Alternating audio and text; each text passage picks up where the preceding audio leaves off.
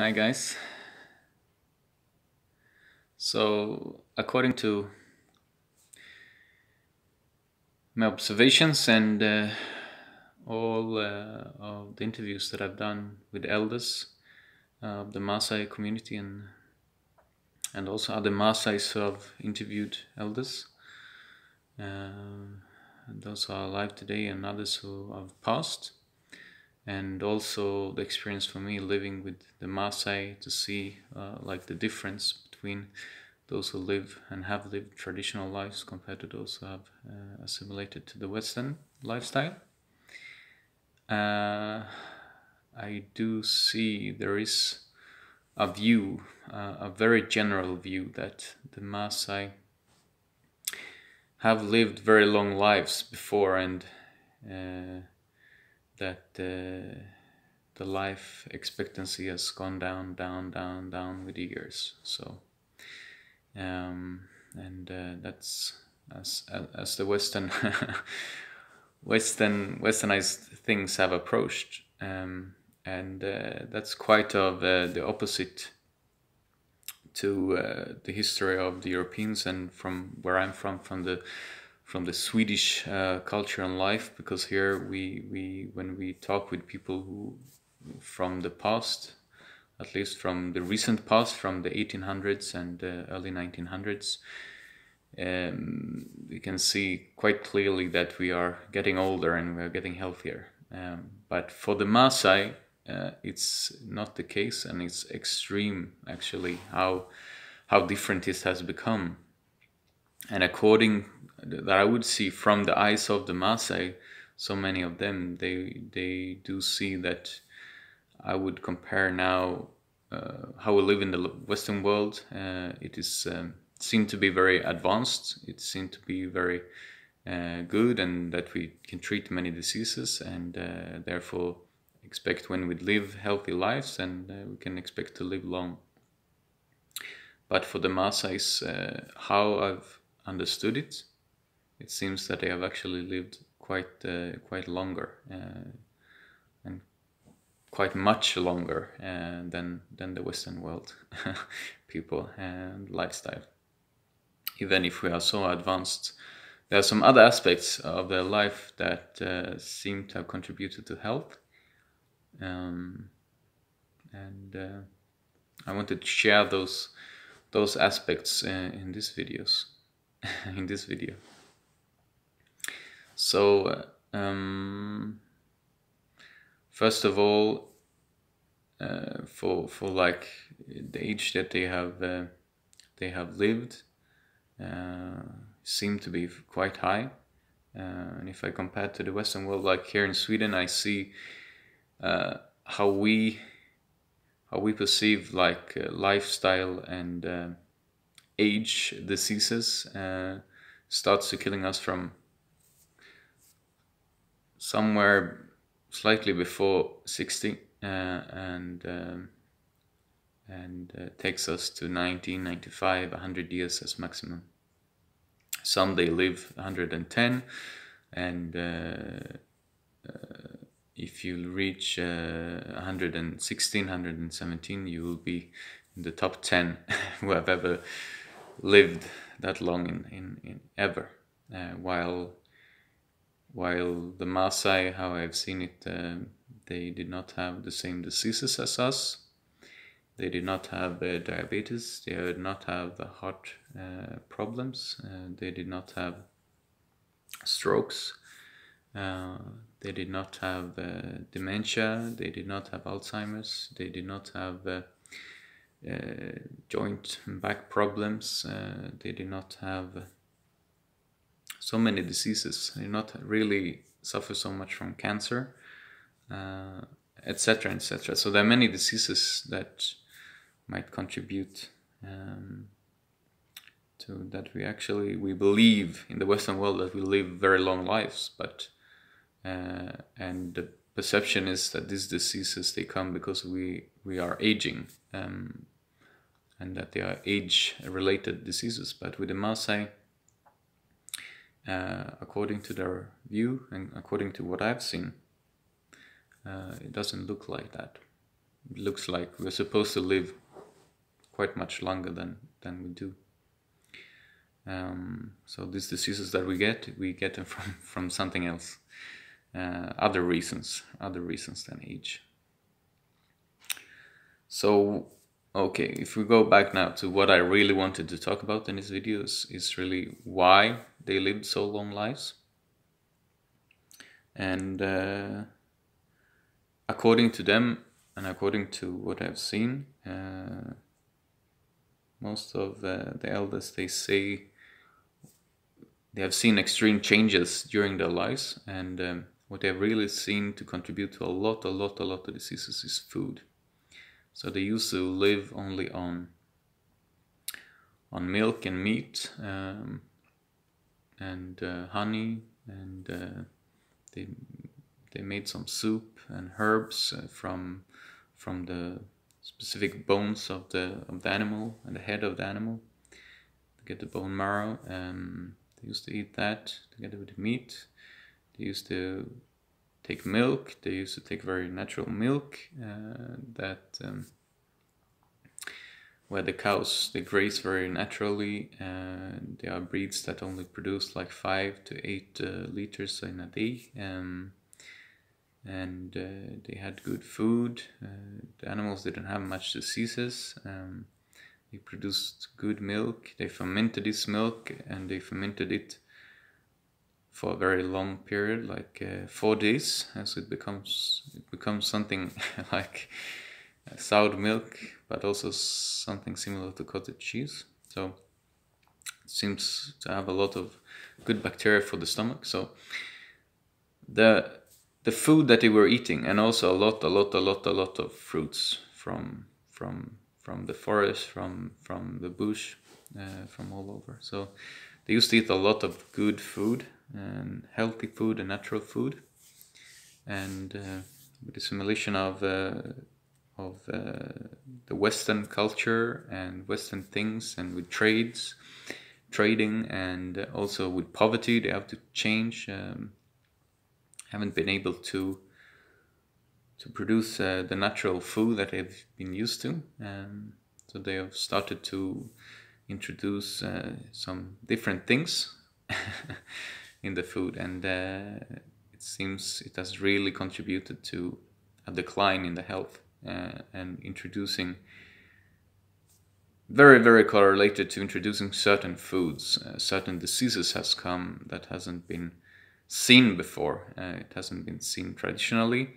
And also these people who have lived traditional lives have long period of time lived when they've been having access to actually modern clinics and hospitals, so that if they would have these diseases, they would be able to be monitored and show up even in those systems.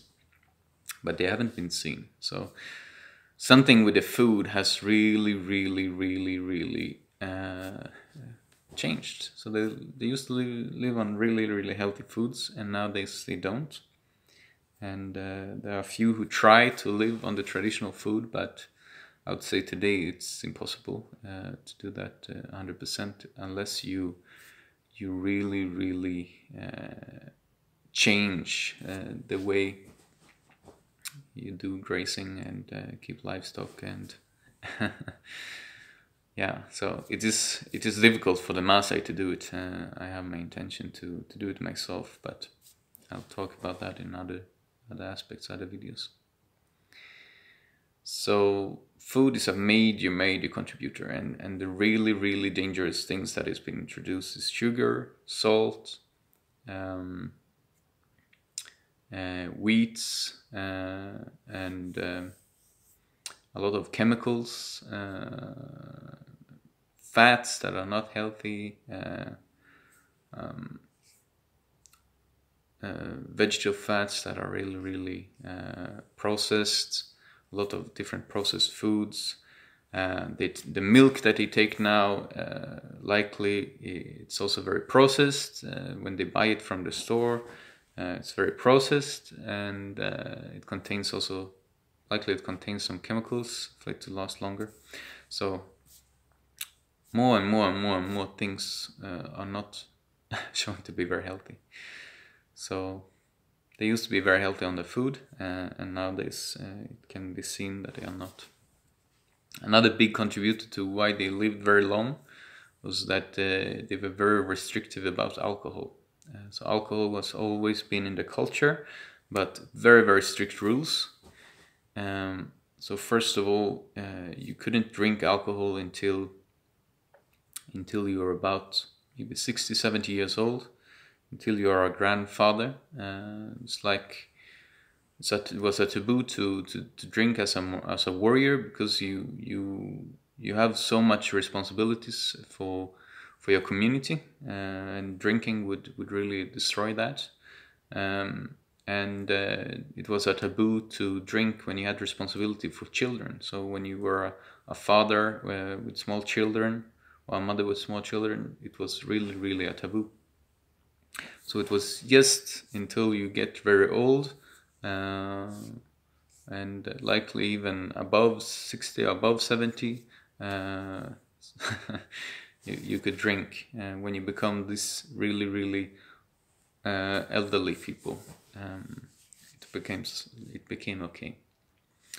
While today there is a lot of alcoholism that has happened in the Maasai community, and the people who stay with the Maasai and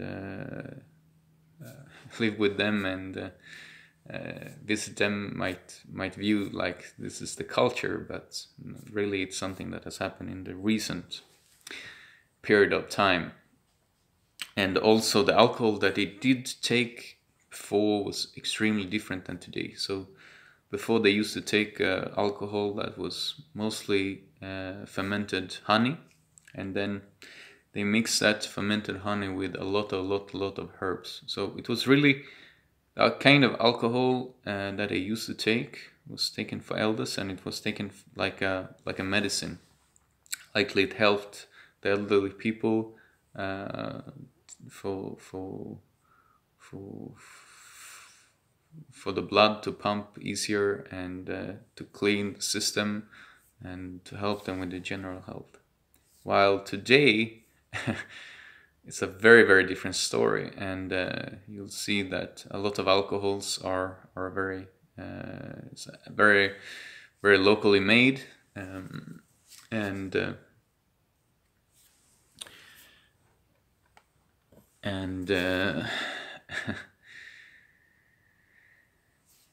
that there's a lot of added sugar, and they're made in a very, very different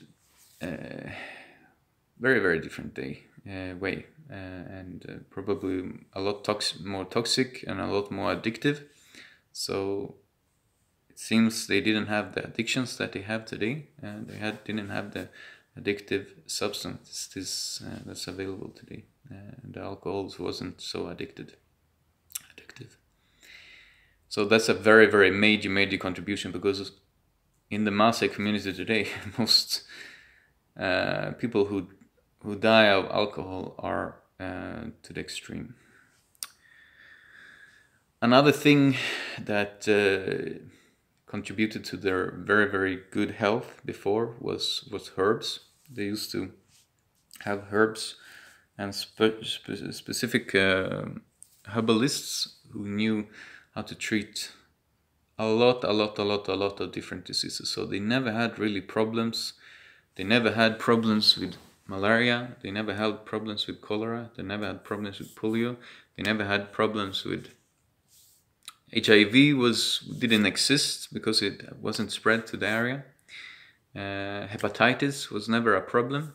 So you find all these tropical diseases that you find a lot in Africa and Kenya today, but they were never a problem. They could handle them. Even pneumonia, all these diseases, there was this knowledge and wisdom, and there was this environment around them where they can harvest these resources. The pharmacy was just there, and it seems, from my experience, these herbs is very, very powerful and helpful, and it's really, really great. And most of them the side effect is that they do cleanse the body, the intestines, the blood, it cleanses systems in the body. So it has a long-term positive effect of taking the herbs when you treat different diseases. And then they have also used these herbs. They have used it for joint pains, and they have used it a lot when they are in accidents, so that they can heal the bodies extremely fast. Yeah, the herbs have been extremely important. And what has happened today with the Maasai people is this knowledge is starting to disappear. The Maasai themselves do know quite some herbs, and big contribution is the knowledge is starting to disappear, because most Maasai they still know some herbs, but starting to fade. And my generation and the generations younger than me, they are not very used to having herbs. The men who are not gone through the warrior stage, Moranism, has not been very exposed to these herbs and these traditions and these cultures. The church has long time ago, they have been against the use of herbal medicine, and they have been preaching about how the herbal medicines are witchcraft, although they might not do that to the same extent today. During the colonialism, actually the British rule forbid the use of these herbs. So there's been a lot of forces against using this traditional medicine. So for the last 100 years, it has slowly eroded and started to disappear, the knowledge and the use of them. And another thing that is also contributing is that the species and the trees and the forests are also starting to disappear. The very important herbs, some herbs like Colocesiae, the sandalwood, is very important. It has an extreme market value in other countries, so it has been quite severely exploited and removed from the forest, from the bush, and sold abroad, and it has not picked up. So many species that are very interesting and important are few and not very available. And other forests where you can find many herbs, you're not allowed anymore to enter. You're not allowed to take these herbs and remove these herbs. So availability is another factor that is really limiting for this. But I can see the use of herbal medicine have really contributed to long lives, and those who start to use the modern medicines to treat malaria, to treat different things, you can see there is a difference in the health. And I have seen this because right now there is this correlate. There is these people who still practice and do the culture quite much. There's no one who do it as it was, but there are some who do it to quite a large extent.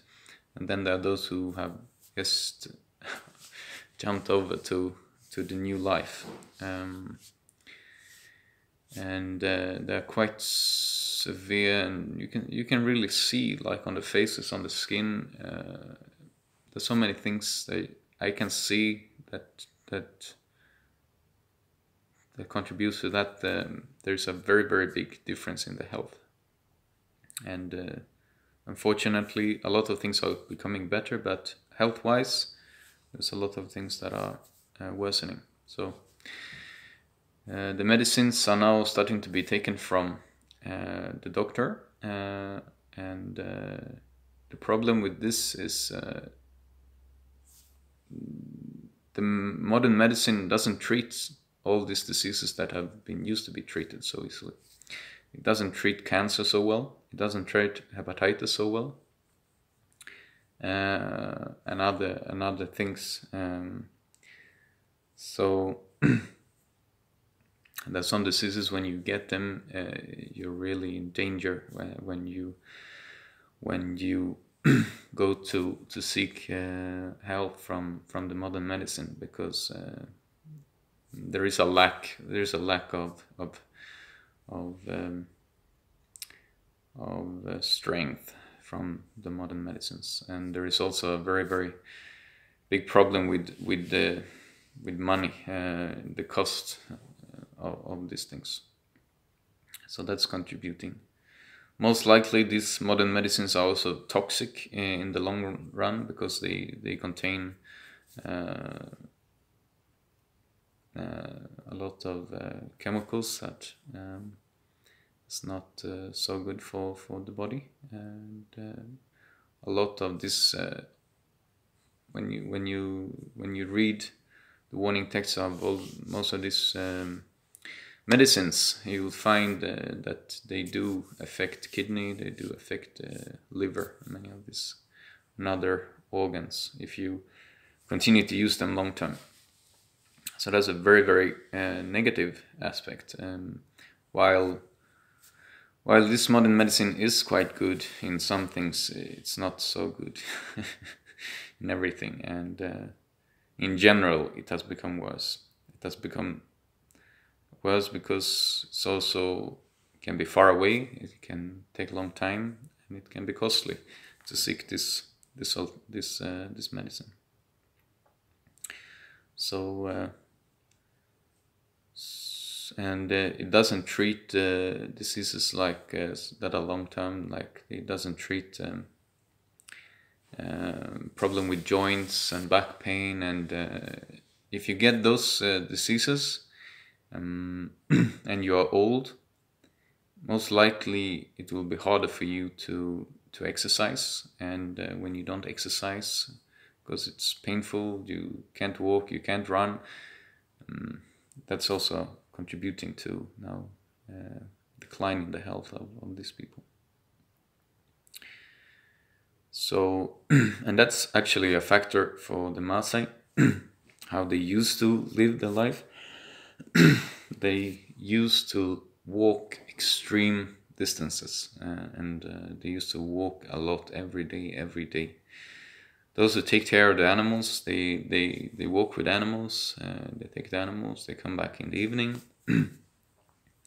For the elders, they used to go and visit friends. They can wake up, start walking in the morning when the sun is up, 6:30, start walking, reaching a boma by 6:30 in the evening, eating there, spending there, and then continuing, and you can do that for 2 or 3 days, walking extreme long distances and being really, really fit. And I can see that walking is likely to be the exercise that we are really built for. It's a very slow exercise, and you don't strain yourself. You keep the body on going. And when I've been with the Maasais long periods and we've been walking a lot, when I've quit that period, I've been feeling like, really, I need to exercise, I need to walk, and I need to run. And there was a time I just had to run, and I could see, yes, by walking long distances, that I have improved my ability to run by enormous amounts. So walking has also been very, very important, and that's something that is fading. Nowadays, people take piki, they take buses, they take other transportations, and they don't have the time. And that's another factor. Walking and the time and the slow speed of the society, I would say, was really, really meditative. Walking also have that meditative effect of the body. While now everyone is stressed, running up and down, needs to take, it's about speed. So they take the motorbikes, they take the cars, they take the other transportations. And walking has become really, really less. and no stress, really no stress in that life. While poverty is now coming to the community and have been there for quite some time, and it's really, really putting stress on many people. Another thing is they used to be out in the sun so much, and I actually believe the sun is really, really one of the most healthy things that we have in this planet. Although some say that sunlight can cause skin cancer and other things, I do not believe it might be the whole truth. My observation is that sunlight is really, really important. I can see that with myself, that I get very, very depressed when I'm not as much in the sun, when I'm not in Kenya, when I'm not outside in Kenya. So the new life of being inside more does affect. And finally, very, very, very, very, very powerful and very, very, very important thing why I believe the Maasai lived very long lives is because the elders, those who became old in the society, had a very big importance. They were seen like these are very important people. These are blessings. These are people with experience. These are people who has wisdom. These are people who we need in the society to be able to understand future struggles. So it was a very, very important aspect that I see to have a purpose as an elder, because if you don't have a purpose, I believe that's something that can really, really, really lower your life expectancy to the extreme. So the elders, they were the council. They were the ones that the community called for meetings when very serious things happened. And the older you were, in general terms, you will get more respect. They also had certain leaders for different age groups and different circumstances. But in general terms, the older you get, the more importance you have in the society and the role. And this gives, I really, really, really believe this sense of belonging and having a purpose in the society is really, really important. And that's why in the Western world, people kind of fade away quite quick when they get older. And another thing, you were taken care of very, very well. People could, when you were an elder, people could come and bring a cow and just slaughter a cow for you, and so that you have enough soup, you have enough food, you have enough. And the cow was slaughtered, and you were given, they were making this meat that they fry, and it becomes dry, and fry it in the fat of the animal, and then that meat lasts, and then the elderly person can have this food so that it never goes hungry and gets this extra strength. And the people did this because it was what was important in the culture, in the society, was your relationship to God, your relationship to what is unseen. So if you did these actions, it was believed to get blessings. It's like today we kind of seek money for solutions for many things. So you can make an action because you believe, okay, this will make me to get money, and with this money I can solve some problems that I have ahead. But in the traditional society, it was really about blessings. It was really about the relationship to God, and taking care of the elders and giving them food, giving them, slaughtering for them, giving them honey, giving them a lot of attention, was a sign of giving, was something that was believed like I will be getting blessings from God, and then God will help me with my struggles in the future. Just like we use money, they used God for solving day-to-day problems. And this is something that is no longer practiced, I'm sorry to say. So the elders are no longer getting that attention. They no longer have that important role in society, and it's a shame. And I can see it is painful, and it's something that really lowers lifespan. And also there was a very, very strong relationship between very young people and old people. So a lot of the times the very young people were still at the homestead, maybe, and the women, they went out for firewood, they went out for water, they went out for fetching a lot of different things, and the men, they went far away with animals to take care of them, find grazing land, find forest for them, something for the animals to eat. So the ones who were kept in the home were the very old people and the kids, and there was a lot of interaction here, and there was a lot of asking questions from the young generation to the old, and there was a lot of the old generation to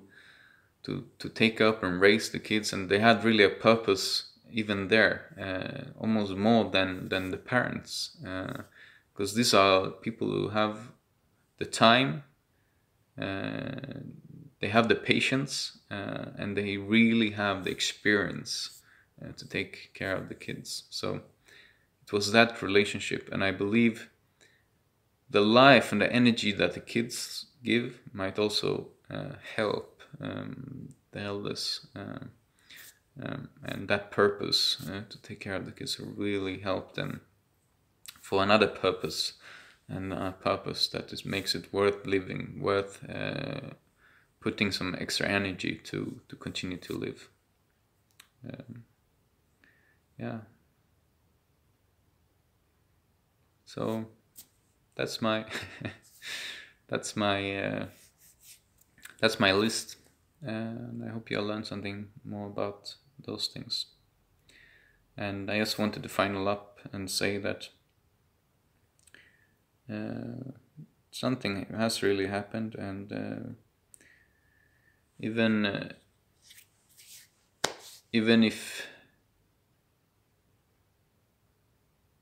if you can't say how long the Maasai actually did live, I do believe they lived quite long,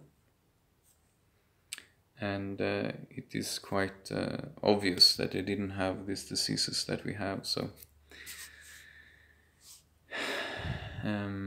because how they explain how these people used to live and die when they were old,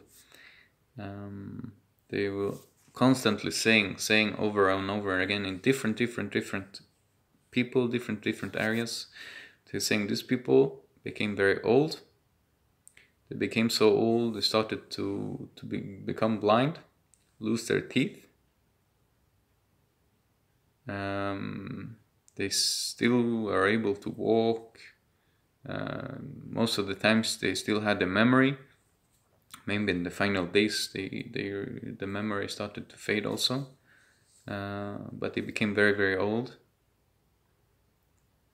And when they died, it was the most common thing was that they went to sleep, and in the morning they continued to sleep. And that's really how they, in the culture also, how they say like elderly people have passed away, that they are sleeping. So they could see, like, they didn't see symptoms of diseases.